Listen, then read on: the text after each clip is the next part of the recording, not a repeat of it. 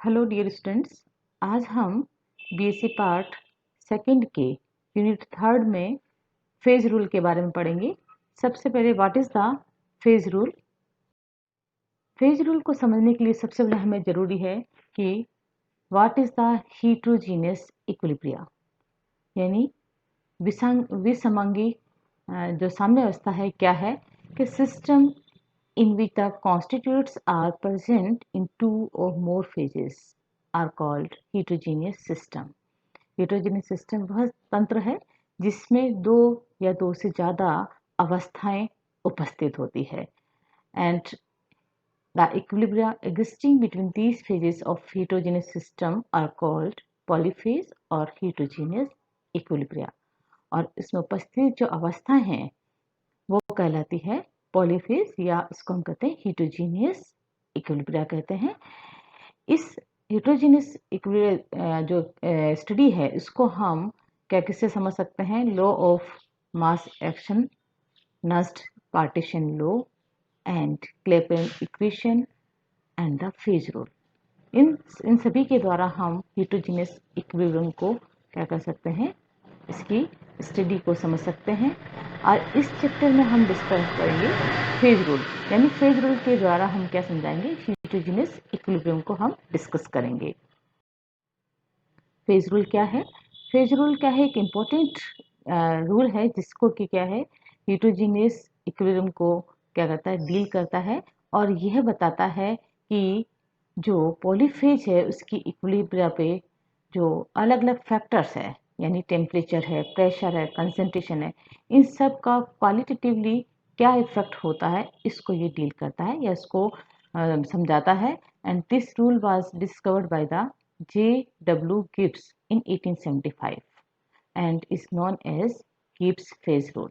सबसे पहले इसको J.W. Gibbs ने 1875 में बताया था और इसको ये क्या कहलाता है, Gibbs phase rule. Gibbs phase rule को समझने के लिए सबसे पहले हम देखेंगे mathematical statement of phase rule. Gibbs phase rule states that in a heterogeneous system in equilibrium and the sum of number of phases and number of degree of freedom is equal to the number of components plus 2।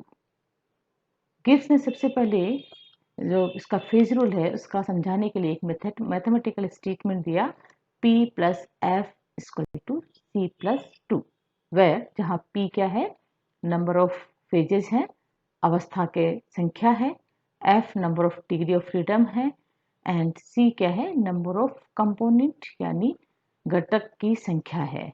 और दो क्या है इसमें additional variable जो कि temperature और pressure पर क्या करती है, इस पे डिपेंड करता है, besides concentration variable. Okay, now the equation first क्या करती है, does not involve the mass of phases and as it has the no influence on the state of equilibrium of the heterogeneous system। यानी ये जो number of जो equation first है, ये कितने इसमें जो फेजेस हैं, मास ऑफ फेजेस, उसको उसके इफेक्ट को और हेटेरोजेनियस के इक्विलिब्रियम के इसके इफेक्ट को क्या करती है, समझा, इसमें इन्वॉल्व नहीं करती है। ये केवल क्या बता रहा है, नंबर ऑफ फेज कितने उपस्थित हैं और number of degree of freedom कितने हैं और number of component and plus 2, जो क्या बता रहा है, टेम्परेचर और प्रेशर को, इसकी वेरिएबल के इफेक्ट को बताता है। तो it is A mathematical statement of the phase rule. अब हम इसमें अलग अलग सब चीज़ों को देखेंगे, जिसे मैंने शब्द यूज किया है, P is the number of phases, F is the number of degree of freedom, C is the number of components. इन सब को हम अलग अलग देखेंगे कि what is the phase, what is the degree of freedom and what is the components. सबसे पहले हम देखेंगे व्हाट इज द फेज, अवस्था। अवस्था क्या है? Phase is defined as a homogeneous, physically distinct and mechanically separable part of the system and is in dynamic equilibrium with the other part through the transition of substance। Phase क्या है कि एक समांगी मिश्रण है जिसको कि हम क्या कर सकते हैं, फिजिकली इसको अलग कर सकते हैं और मैकेनिकली हम इसको सेपरेट कर सकते हैं। And other phases of heterogeneous system in state as well as in composition। तो फेज को हम इस तरह समझ सकते हैं। अब आप देखिए कि the system consisting of only one phase is called the homogeneous system. जब किसी सिस्टम में अगर एक ही अवस्था उपस्थित है तो क्या कहलाता है? होमोजीनियस यानी समांगी तंत्र कहलाता है। A system consisting of more than one phase is called the heterogeneous और पॉलीफेज। यदि किसी तंत्र में क्या है, एक से अधिक अवस्था उपस्थित है तो उसको क्या कहते हैं? विसमांगी या क्या कहते हैं? पॉलीफेज सिस्टम कहते हैं। अब इसको हम समझने के लिए अलग इसको पूरा इसको एक्सप्लेन करेंगे। The phase, and this is the explanation of the phase term of the phase. First, the phase may or may not be continuous. Phase क्या है? जरूरी नहीं है कि लगातार हो, है ना, हो भी सकती है नहीं भी। जैसे फॉर एग्जांपल हम देते हैं कि जो आइस है वो एक सिंगल ब्लॉक के रूप में भी हो सकती है, अलग अलग टुकड़ों में भी हो सकती है, पर all are represent in single phase. तो अगर एक बड़ा बर्फ का टुकड़ा है, it is a single phase, और उस बर्फ के कई टुकड़े हैं तो भी वो एक ही फेज है। इसलिए हम कह सकते हैं कि जो sub division of phase does not form the new phases. अगर किसी चीज का सब डिवीजन हो, जैसे मैंने अभी आइस का बताया आपको, तो ये मतलब नहीं है कि आइस के कई टुकड़े होंगे तो वो कई फेजेस होगी, ओनली वन फेज, एक ही फेज होगी, it is A solid phase. ठीक है।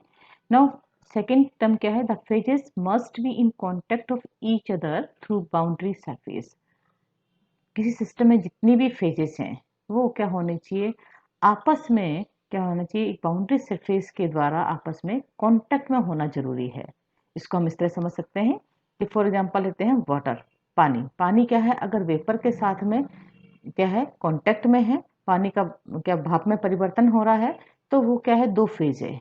एक क्या है? पानी क्या है आपकी? लिक्विड फेज, एंड वेपर क्या है? Gas phase. तो टू फेजेस है। बट अगर हम पानी के ऊपर कुछ जो है ऑयल की कुछ बूंदे स्प्रेड कर दें तो क्या हो जाएगा? पानी का वेपर में कन्वर्ट होना यानी बंद हो जाएगा, तो कांटेक्ट नहीं रहेगा। उस केस में क्या हो जाएगा? केवल एक ही क्या रहेगी? फेज रहेगी।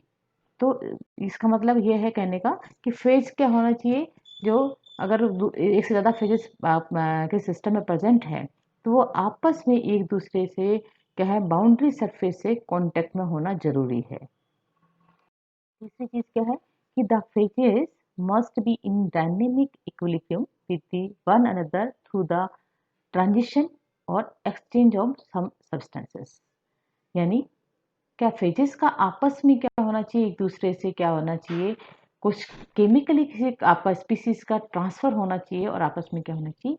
इक्विलिब्रियम में होना चाहिए। इसको हम इस तरह समझ सकते हैं कि अगर किसी बीकर में क्या है, सॉल्ट के क्रिस्टल्स हैं और उसका क्या रहेगा?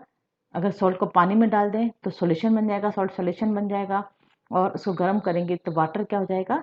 उसमें भाप में परिवर्तित हो जाएगा, वेपर में। तो इस कंडीशन में क्या हो जाएगी? इस बीकर में क्या तीन फेजेस हो जाएगी? Salt is the solid, and solution is the liquid, and vapour is the gas. तो here the three phases are the three phase present in the system. अब हम देखते हैं कि we have in this we have not counted beaker as a phase। beaker क्या physically उसमें हमने physically present है, परंतु उसमें क्या है? बीकर का सॉल्यूशन के साथ कोई भी मटेरियल का क्या हो रहा है?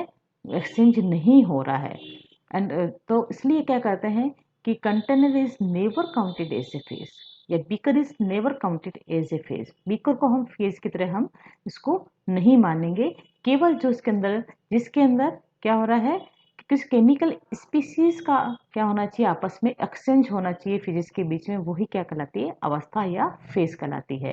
Hence exchange of some physical species is essential between the phases, that it is an important point of the to explain the phase। and fourth is the mixture of gases।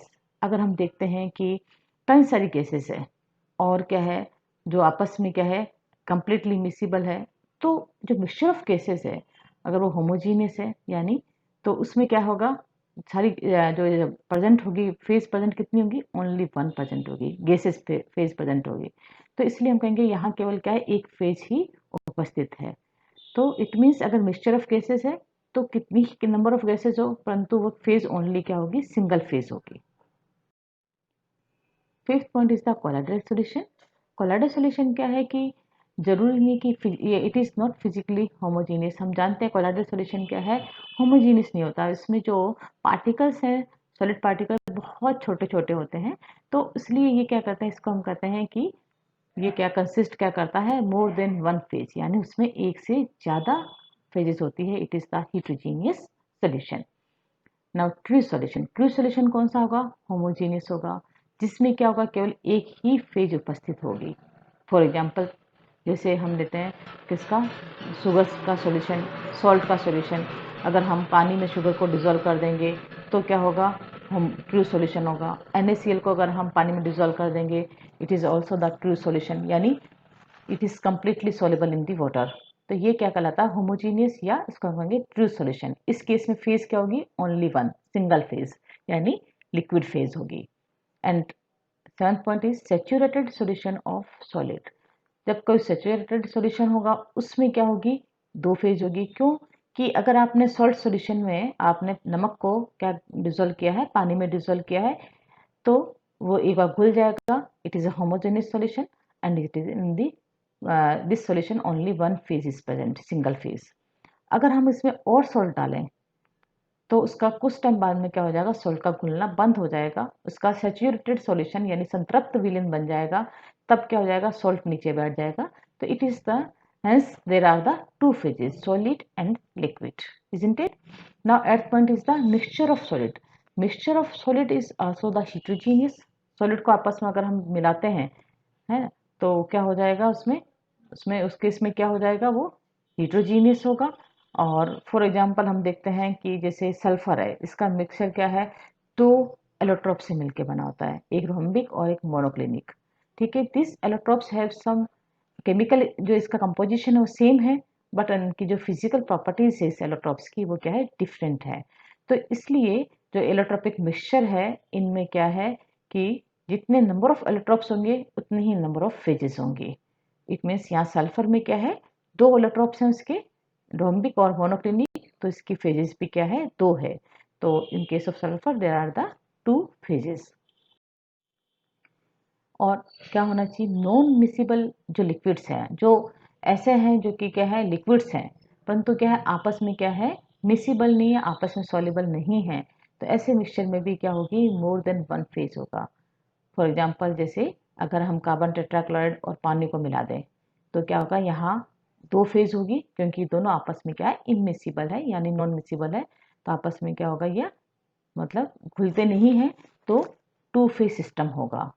And miscible liquids में क्या होगा कि ये क्या करते हैं, अगर दो ऐसे लिक्विड जो आपस में क्या करते हैं, घुल जाते हैं, ये तो वो यूनिफॉर्म सॉल्यूशन बनाएंगे। तो यहाँ केवल क्या होगा, वन फेज सिस्टम होगा। For example alcohol and water. Alcohol में अगर हम पानी को घोल देते हैं तो वो कंप्लीटली आपस में मिसिबल हो जाता है। तो यहाँ केवल क्या होगी, एक सिंगल फेज होगी। तो इसमें क्या, मिसिबल लिक्विड्स में single phase, where is the non miscible liquid in the two phases system.